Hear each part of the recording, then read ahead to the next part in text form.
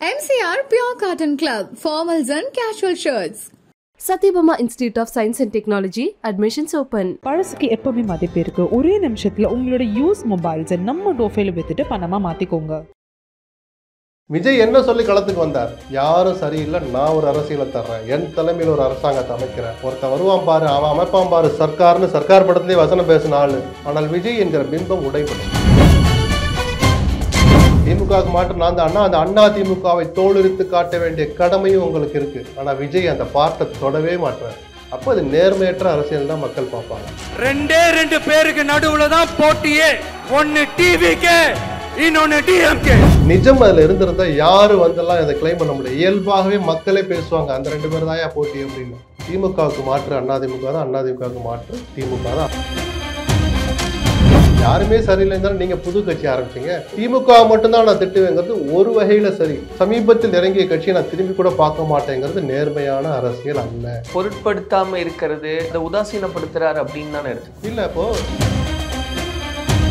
அதிமுகவோட இணைஞ்சு டிவிக்கே வந்துருச்சு அப்படின்னா எதிர்வரும் காலத்துல அவங்களுக்கான தனித்துவத்தை மேல கொண்டு வந்துட முடியும். விஜய் என்ன சொல்லி அரசியலுக்கு வந்தார்? அப்ப நீயும் 10-11 தானா அப்படிங்கிற விமர்சனத்தை ரொம்ப சாதாரண தொண்டன் பொதுஜனம் கேட்க ஆரம்பிப்பான்.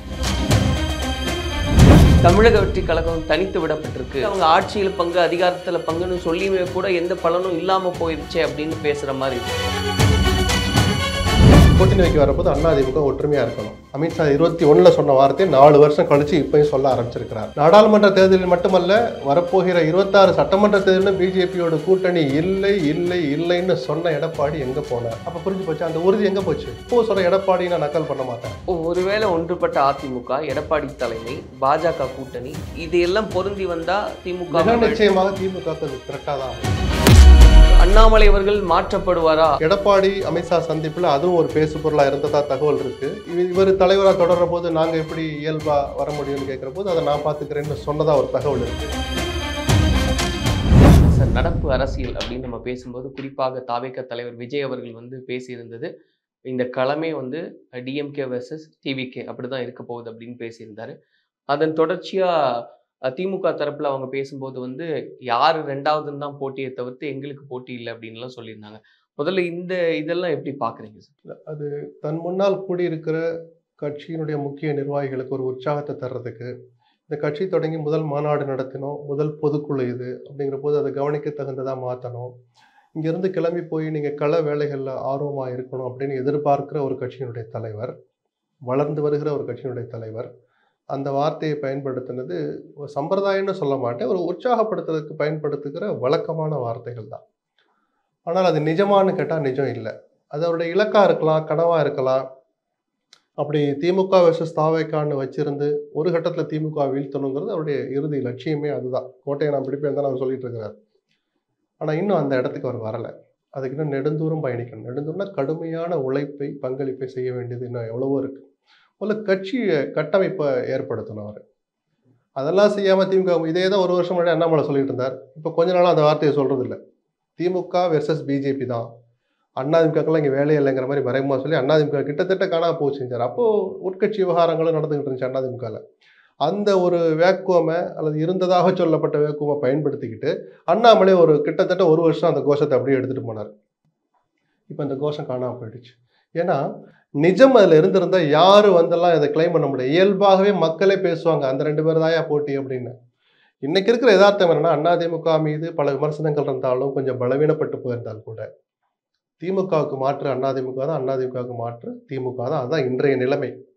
இது இப்படியே நீடிப்பது தான் தமிழ்நாட்டுக்கு நல்லதுன்னு நினைக்கிற பத்திரிகையாளர்களை நானும் வந்துட்டேன். விஜய் அப்படி சொல்லிட்டதுனாலே நிஜமாயிடுச்சு இல்லை. அதுக்கு நீங்கள் இன்னும் பல வேலைகள் செய்யணும் சார்.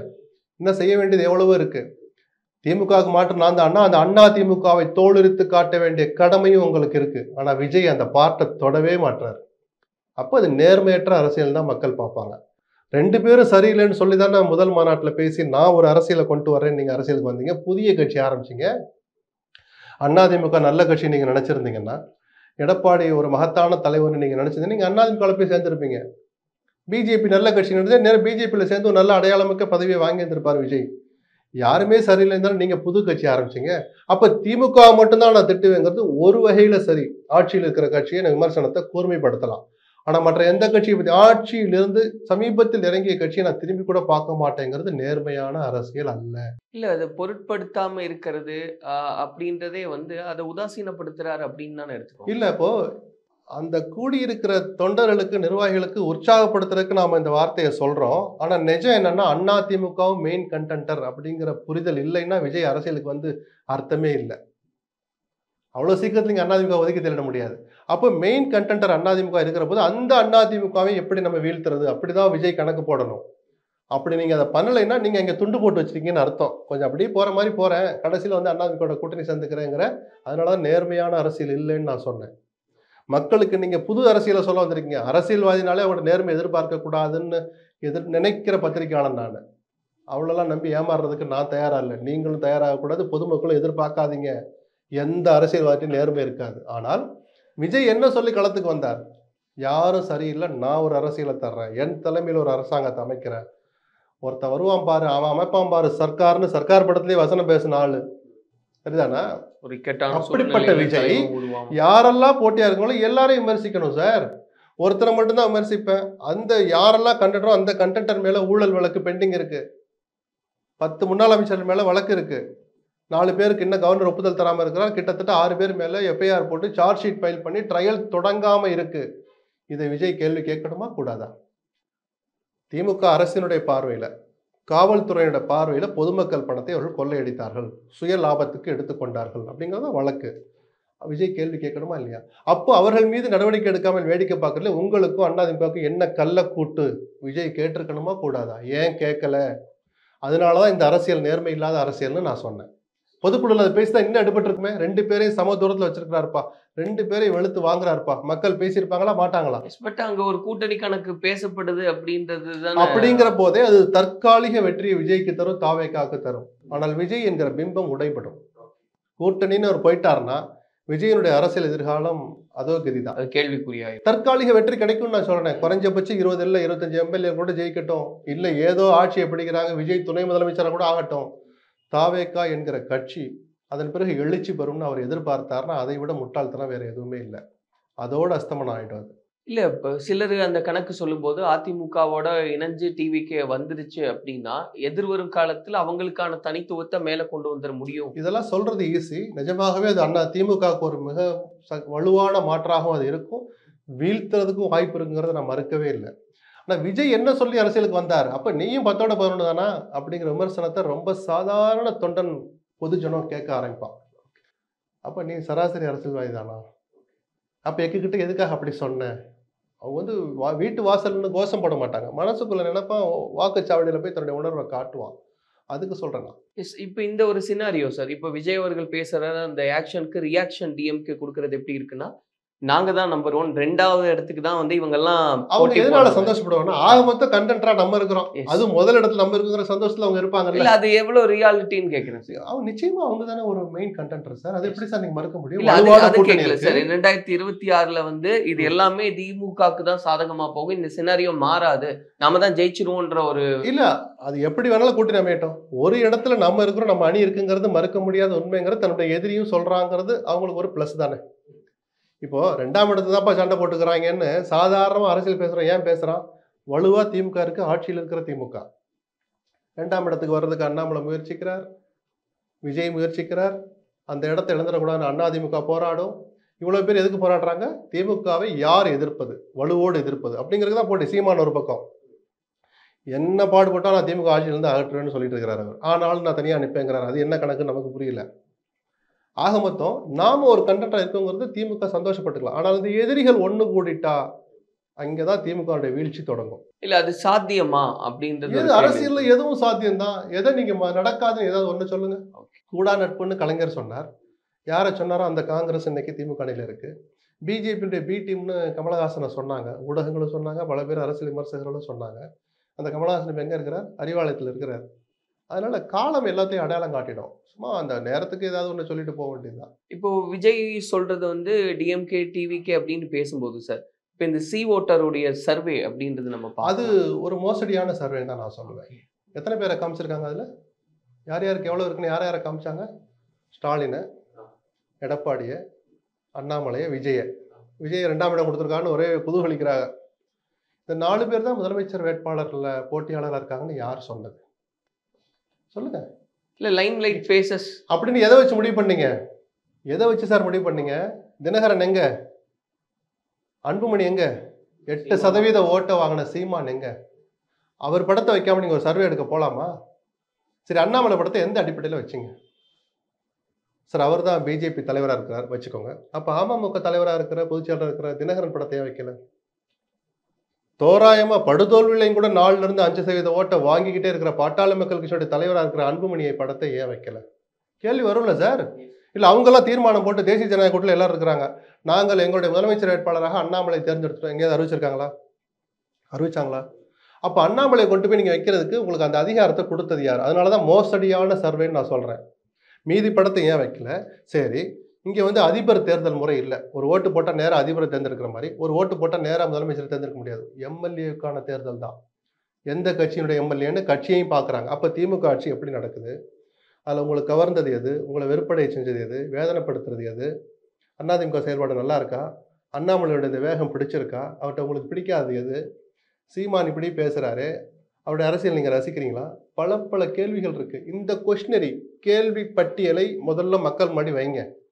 இது நேர்மையான கருத்து கணிப்புன்னு நான் ஒத்துக்கிறேன். அப்போ அது வந்து பொருட்படுத்த வேண்டியது இல்லை. இடது கையால பிறந்தரணும், வலது கையால் அல்ல, இடது கையால பிறந்தரணும். மற்றபடி சி ஓட்டர்ஸ் மேல எனக்கு ஒரு மரியாதை உண்டு. அவங்க பல நேரங்களில் அவங்க எடுத்த கருத்து கணிப்பு தேர்தல் முடிவுகளை ஒட்டியே அமைஞ்சிருக்கு. மற்ற யாரையும் விட அந்த நிறுவனம் நடத்திய கருத்து கணிப்புகள் ரொம்ப ஒரு உண்மைக்கு நெருக்கத்துல வந்து நின்று.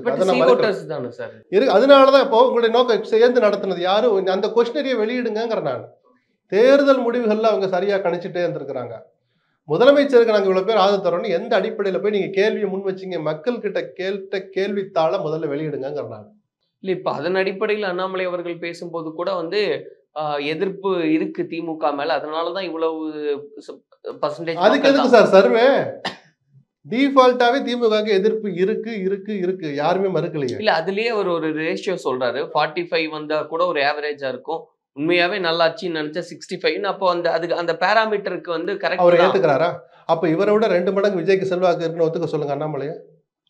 அதை ஏத்துக்க மாட்டேன், ஆனா திமுக எதிர்ப்பு இருக்குன்னு மட்டும் ஒத்துக்குவேன்னா இது நேர்மையா சார்? அதனாலதான் இந்த கருத்து கணிப்பை தூக்கி குப்பை முடிஞ்சா குப்பையில போடுங்கிறேன் நான். வேற நல்ல அரசியலை பேசலாம். என்ன எடுத்துட்டு போனீங்க? நீங்க எடுத்துட்டு போன எந்த காலகட்டத்தில் எடுத்தீங்க? சரிதானா? அப்ப அண்ணாமலை இந்த பதவியில தொடர்வாரா மாட்டாராங்கிறதே கேள்விக்குறியா இருக்கு. அவருடைய விரக்தி கலந்த வார்த்தைகள் நேற்று பிரஸ் மீட்ல வெளியில வருது. இந்த கூட்டணியில யாரு இருப்பா தெரியாது. விஜய் தனிச்சு நிற்க போறாரா, அதிமுக சேருவாரா தெரியாது. அதிமுக பிஜேபியோட சரண்டராச்சே. அமித்ஷா சந்திப்புக்கு முன்னாடி எடுத்தீங்களா பின்னாடி எடுத்தீங்களா? பின்னாடி எடுக்க வாய்ப்பே இல்லை. இந்த மாதிரி சர்வேக்கள் குறைஞ்சது 15 நாளாவது நடக்கணும். அப்போ அமித்ஷா சந்திப்பு நடந்த பிறகு ஒட்டுமொத்த அரசியல் கிழமை கொஞ்சம் கிடுகிடுத்து போயிருக்கு, பல கேள்விகளை எழுப்பியிருக்கு. இது அந்த சர்வேல எதிரொலிக்கணுமே. அப்போ அதுக்கு முன்னால் எடுத்த சர்வே எப்படி நிஜத்தை பிரதிபலிப்பதாக இருக்கும்? இதுதான் என்னுடைய கேள்வி. ஸோ இப்போ இந்த சினாரியோ அப்படின்றத வச்சுட்டு பேசினா கூட அதிமுக வந்து எந்த அளவுக்கு ஸ்ட்ராங்கா இருக்காங்கன்னு பாக்குறீங்க சார்? ஏன்னா நிறைய குழப்பங்கள் இருக்குன்னு பாக்குறோம். கிட்டத்தட்ட பிஜேபி அதிமுக தான் வந்து கூட்டணியில் நிற்குன்ற ஒரு ஸ்ட்ராங்கா இருக்க முடியலையே. நாடாளுமன்ற தேர்தலில் மட்டுமல்ல, வரப்போகிற 26 சட்டமன்ற தேர்தலில் பிஜேபியோட கூட்டணி இல்லை இல்லை இல்லைன்னு சொன்ன எடப்பாடி எங்க போனார்? இப்போ நாங்க தான் இல்லைன்னு சொல்லிட்டோமே சொன்ன ஜெயக்குமார் காணாமே. அவர் நான் கிண்டல் பண்ணல சார், யதார்த்தத்தை பேசுறேன். அப்படி உறுதியா இருக்க முடியலையே. தன் சம்பந்தி வீட்டில் நடந்த ரெய்டு அவரை துரத்துது. அவருடைய மகனே ஒரு வழக்கில் ஏதோ ஜிஎஸ்டி மோசடிகள் நடத்தியிருக்கிறார், அதெல்லாம் அமித்ஷாவுக்கு தெரிஞ்சிடுச்சு, அப்படி ஒரு தகவல் ஓடுது. இரட்டை இலையை யாருக்கு தரலாம் தரக்கூடாது, அது உயிரோட்டமாக விசாரணை தேர்தல் ஆணையத்தின் கைகளில் இருக்கு. பேசாத செங்கோட்டையன் பேச ஆரம்பிச்சிருக்கிறார். இதையெல்லாம் யோசிச்சு பார்த்து அந்த நிர்பந்தம் வந்துடுச்சா? ஓடோடி போறீங்களே. எந்த பிஜேபியோட உறவில்லைன்னு சொன்னீங்களோ அவரை ரகசியமா சந்திக்கிறீங்க. 3 கார் மாறி போய் பாக்குறீங்க. முதலமைச்சர் பாஷையில சொன்னா அது உண்மையா இருந்தா அப்ப புரிஞ்சு போச்சு. அந்த உறுதி எங்க போச்சு? நான் நக்கல் இப்போ சொல்ற எடப்பாடி நான் நக்கல் பண்ண மாட்டேன். அரசியல் எதார்த்தம் அதுதான். பிரச்சனைகள் சூழ்ந்திருக்கிற போது, அந்த பிரச்சனையில் உங்களையும் எந்த நேரம் தொடர்படுத்தலாங்கிற ஆபத்து நெருங்கி இருக்கிற போது இந்த சந்திப்பு எனக்கு ஆச்சரியத்தை தரல. இன்னும் சொல்ல போனா 2 மாசம் முன்னாடி நான் இதை சொல்லிட்டேன். அதிமுகவை மையப்படுத்தி அரசியல் நகரும் பாருங்கன்னு. அது இதுதான். இப்ப எந்த மாதிரி அழுத்தம் தரப்படுதா சார் அதிமுக? ஆமா, அவங்களுடைய 2 நோக்கம். ஒண்ணு, எங்களோட கூட்டணி வச்சுக்கோங்க. கூட்டணி வைக்க வரப்போது அதிமுக ஒற்றுமையா இருக்கணும். அமித்ஷா 21 சொன்ன வார்த்தை 4 வருஷம் கழிச்சு இப்பயும் சொல்ல ஆரம்பிச்சிருக்கிறார். பட் இது ஒரு விஷயத்துக்கு ஒத்துக்கிட்டார். பிஜேபி கூட்டணிக்கு ஒத்துக்கிட்டார் எடப்பாடி. ஒன்றுபட்ட அதிமுகவுக்கு இன்னும் ஒரு ஒத்து வரலைங்கிறத 2 நாள் முன்னாடி கூட ஓபிஎஸ் விமர்சிக்கிறத பார்த்தா நம்மளால புரிஞ்சுக்க முடியும். இந்த உறுதியும் எவ்வளவு நாள் இருக்கிறார் அவர்னு பார்க்கணும் நம்ம. ஸோ அப்போ அந்த உறுதித்தன்மை அப்படின்றது இப்போ வச்சுட்டு பார்க்கும்போது சார் இது எப்படி மாற வாய்ப்பு உண்டுன்னு நீங்க அனுமானிக்கிறீங்க? இல்ல ஒன்றுபட்ட அதிமுகவுக்கு இவர் உடன்படலாம். இல்ல கொஞ்சம் உறுதியை கொஞ்சம் எக்ஸ்டெண்ட் பண்ணி காமிச்சாருன்னா உங்களை நவுத்திட்டு நாங்க செங்கோட்டையனை கொண்டு வர தயாருங்கிற மெசேஜை மறைமுகமா இப்ப சொல்ல ஆரம்பிச்சிருக்கிறாங்க. செங்கோட்டையனுடைய வெளிப்படையான மற்றும் ரகசியமான டெல்லி பயணங்கள் நமக்கு அதை தான் உணர்த்துது. ஏன்னா அவர் வாய் திறந்து எதுக்குன்னு சொல்லலை. அப்ப நம்ம யூகம் பண்ணலாம்.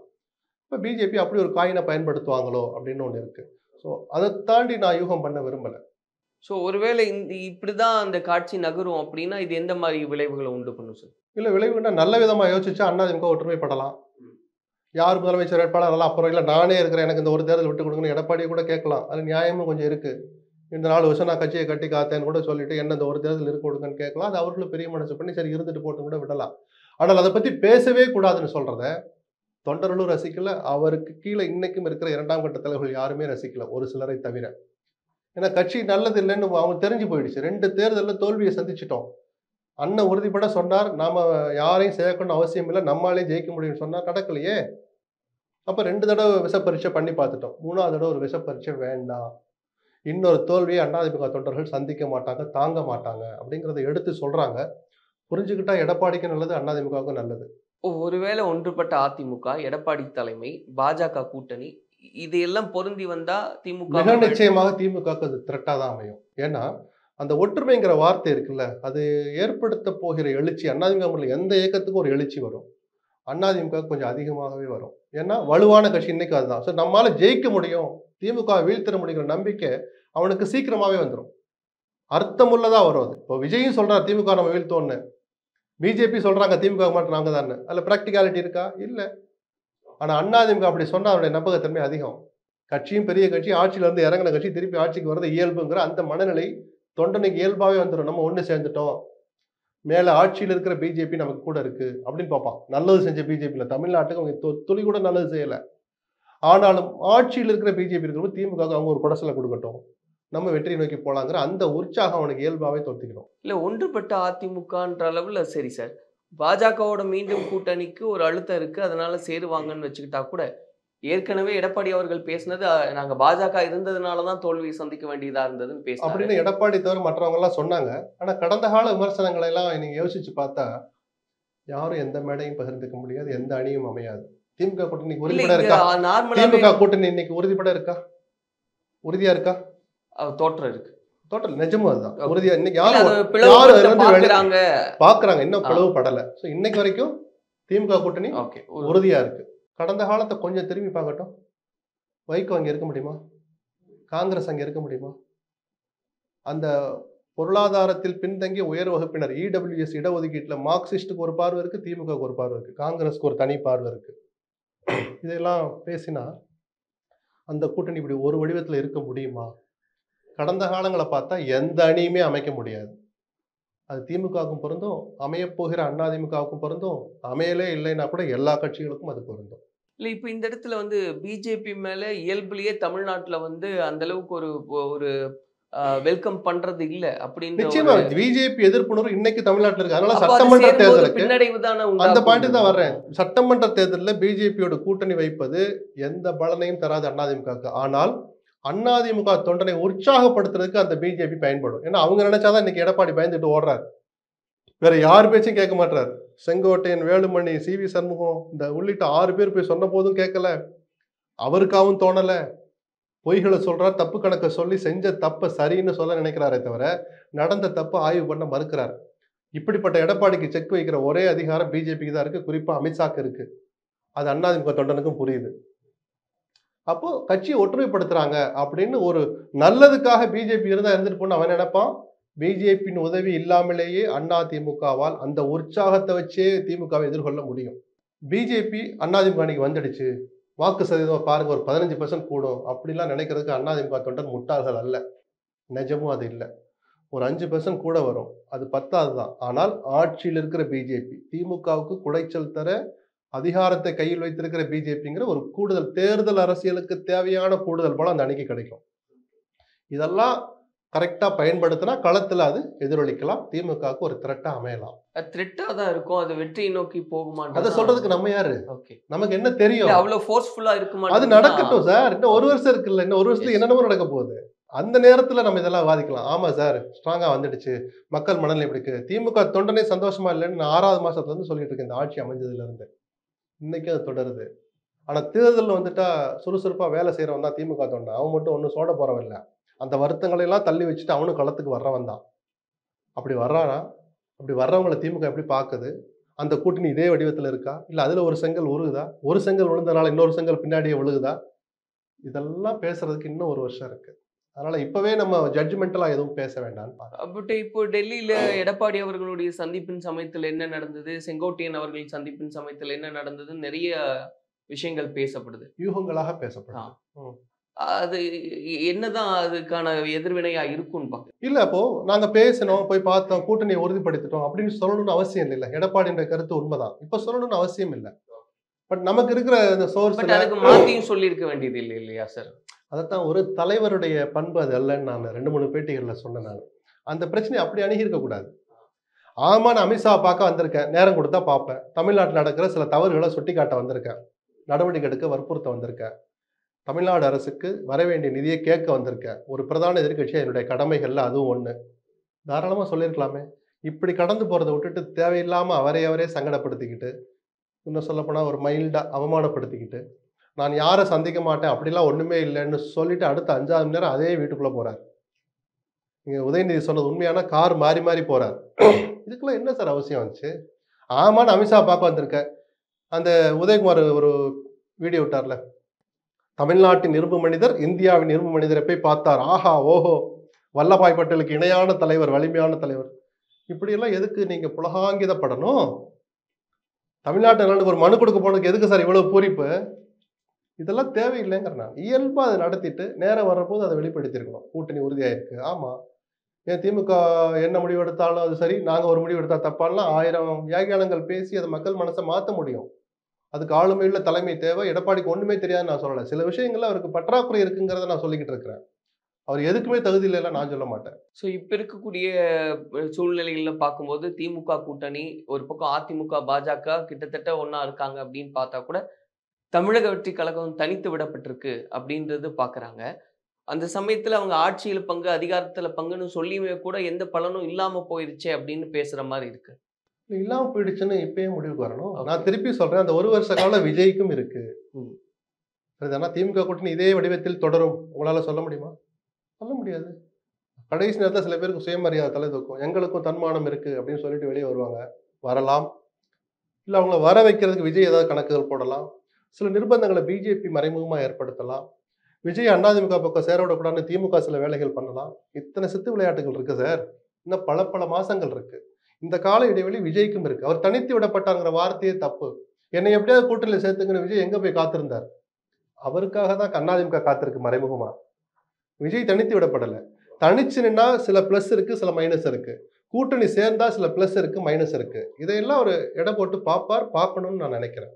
பட் ஒட்டுமொத்தத்தில் விஜய் அவர்கள் சொன்ன வார்த்தை தான் சார், இப்போ இந்த வரக்கூடிய 26 தேர்தல் ரொம்பவே வித்தியாசமான ஒரு தேர்தலா இருக்கும் அப்படின்னு. மிக நிச்சயமா இருக்கும். அது எப்படி, எந்த மாதிரி இருக்கும் அப்படின்னு பாக்குறீங்க சார்? நம்ம ஒரு 10 மாசம் கழிச்சு பேசுவோமே அதை பத்தி. ஏன்னா நமக்கே தெரியாது இல்லை, எவ்வளவுதான் நீங்க கற்பனை பண்ணுவீங்க, யூகம் ஓரளவுக்கு பண்ணலாம். இதெல்லாம் நடந்துகிட்டு இருக்கு, இது இப்படி போகும், இது காரணமா இருக்கலாம்னு அந்த எல்லை வரைக்கும் தான் பர்டிகுலரா நான் பேசுவேன். அதை தாண்டி ரொம்பவும் நம்ம யூகிக்கிறது நமக்கு நல்லது இல்லை. மக்களையும் ரொம்ப போட்டு குழப்பிட வேண்டாம். பட் இது வரைக்கும் பார்க்காத ஒரு தேர்தலா இருக்கும். ஒரு தேர்தலுக்குமே ஒரு தனித்துவம் இருக்கு. மிக நிச்சயமாக 2026 தேர்தலுக்கு ஒரு பிரதான தனித்துவம் இருக்குன்னு நம்புறேன். ஏன்னா வயதின் அடிப்படையில் எல்லாருமே 100 ஆண்டுகள் இருக்கட்டும், நல்லா இருக்கட்டும். வயதின் அடிப்படையில் ஆக்டிவ் பாலிடிக்ஸ் அப்படிங்கிற வார்த்தையை எடுத்து பார்த்தா ஸ்டாலின், ஓபிஎஸ், எடப்பாடி இந்த மாதிரியான ஒரு மூத்த தலைவர்களுக்கு, டாக்டர் ராமதாஸ் பெரியவர், கிட்டத்தட்ட ஆக்டிவ் அரசியலுக்கு இது கடைசி தேர்தல் நம்ம சொல்லலாம். தமிழ்நாட்டை வண்டி எடுங்க சுத்தி வருவோம்னு சொல்றதுக்கான தேர்தல் இதுதான் கடைசி தேர்தல். 31 அவங்க இதே மாதிரி இருப்பாங்க, நல்லா இருக்கட்டும். நான் அதை நான் பிராக்டிக்கலா பேசுறேன். ஆக்டிவ் பாலிடிக்ஸ் அப்படின்னு பார்த்தா இது கடைசி தேர்தல் தான். அப்போ அது கவனிக்க தகுந்த தேர்தலாவே மாறிடுங்கிறது டிஃபால்ட்டாவே இருக்குன்னு சொல்றேன். இப்போ அண்ணாமலை அவர்கள் மாற்றப்படுவாரா அப்படின்ற பேச்சுக்கள்லாம் இருக்கு சார். ஏன்னா அவங்க கட்சி தேர்தல் இப்ப நடந்துகிட்டு இருக்கு. மாநில தலைவர் தேர்தலுக்கான வேட்புமனு தொடங்க போகுது. இவருடைய டெல்லி பயணத்துல அதுவும் ஒரு முக்கிய காரணம். எடப்பாடி அமித்ஷா சந்திப்பில் அதுவும் ஒரு பேசு பொருளாக இருந்ததா தகவல் இருக்கு. இவர் தலைவராக தொடர்ற போது நாங்கள் எப்படி இயல்பா வர முடியும்னு கேட்குற போது அதை நான் பார்த்துக்கிறேன்னு சொன்னதா ஒரு தகவல் இருக்கு. என்னென்ன எக்ஸாக்ட் வேர்ட்ஸ்லாம் நம்ம இனிமேல் யாராவது புத்தகம் எழுதும் போதோ இல்லை இந்த 6 பேர்ல ஒருத்தர் சண்டை போட்டு வெளியே வரும்போதோ தான் தெரியும் நமக்கு. இல்ல பட் அண்ணாமலை அவர்களுடைய பிரஸ் மீட்ல அவர் பயன்படுத்தக்கூடிய வார்த்தைகளை வச்சு அவரை மாத்துறது மாதிரியும் தெரியுது. ஒரு விரக்தி கலந்த வார்த்தைகள் அதுல வருது. நான் தொண்டனாகவும் இருக்க தயார்னு சொல்லிட்டு வந்துட்டேன், எனக்கு பின்னால் வர்ற தலைவர்கள் இதை முன்னெடுப்பாங்க அப்படின்லாம் சில வார்த்தையை தெரிஞ்சோ தெரியாமலோ அன்னைக்கு யார் இருப்பாங்களோ அவங்க பேசுவாங்க அப்படின்னு சொல்லிட்டாலே அப்ப ஏதோ சொல்லி அனுப்பிச்சிருக்காங்க நம்ம ரீட் பண்ண முடியுது. அது ஒரு வழக்கமான நடவடிக்கை தான். ஒரு தேர்தல் நடக்கிற நேரத்துல மாற்றமும் இயல்பான ஒண்ணுதானே. பட் இப்போ அண்ணாமலை அவர்கள் இருக்கிற சமயம் வரைக்கும் நம்ம பாக்குறோம் ரொம்ப அக்ரெசிவா வந்து டிஎம்கேக்கு நாங்க தான் மாற்றுன்ற அளவுக்கு ஒரு இதை கொண்டு வந்திருக்காரு.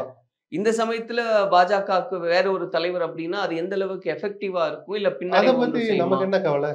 ஒருத்தருடைய இயல்பு மாதிரி இன்னொருத்தருடைய இது இருக்காது. ஒருத்தருக்கு ஒரு ஸ்டைல் இருக்கும். அதான் அந்த கட்சி மேலிடம் தான் அதையும் தானே யோசிப்பாங்க. அக்ரெசிவா கொண்டாந்து வச்சிருக்கிறாரு, இதை நம்ம திருப்பி பின்னாடி எடுத்துட்டு போகணுமா, இல்ல எடப்பாடி உள்ள கொண்டு வரணும்னா இவரை கொஞ்சம் தள்ளி வைப்போம் அப்படின்னு எல்லாத்தையும் ifs and puts plus minus யோசிச்சு தானே கட்சியினுடைய தேசிய தலைமை ஒரு முடிவு எடுப்பாங்க. மற்றபடி ஐயோ அந்த பெப்பு போயிடுமே அப்படின்னு நீங்க எதுக்கு கவலைப்படணும், நான் எதுக்கு கவலைப்படணும்? இல்ல அதுவுமே தமிழக அரசியல பேசப்படும் இருக்கட்டும், அடுத்த தலைவர் வர்றதையும் தான் நம்ம பார்ப்போமே. 6 ஆண்டுகள் ஒருவர் தலைவராக இருந்தால் ஒரு சிறிய இடைவெளிக்கு பிறகு மீண்டும் அவரே தலைவராக வரலாம். தமிழிசை சொல்றாங்கன்னா ஏதோ ஒரு துண்டை போட்டு வைக்கிறாங்கன்னு அர்த்தம். தனக்கு இருக்கிற தகுதியை நினைவுபடுத்துகிறார் என்று அர்த்தம். சரிதானா? வரட்டும். இப்ப தமிழிசை வந்தா மட்டும் மியாவுன்னு பதுங்க போறாங்க. அவர் லாங்குவேஜ்ல பாய்ச்சல் அரசியலை நடத்துவார். அவ்வளவுதான். பொறுத்திருந்து பார்ப்போம் சார் என்ன நடக்குது. கண்டிப்பா. நன்றி நன்றி. MCR Pure Cotton Club, formals and casual shirts. Satyabama Institute of Science and Technology, admissions open. பழசுக்கு எப்பவுமே மதிப்பு இருக்கு. ஒரே நிமிஷத்துல உங்களோட யூஸ் மொபைல்ஸை நம்ம டோஃபைல வித்துட்டு பணமா மாத்திக்கோங்க.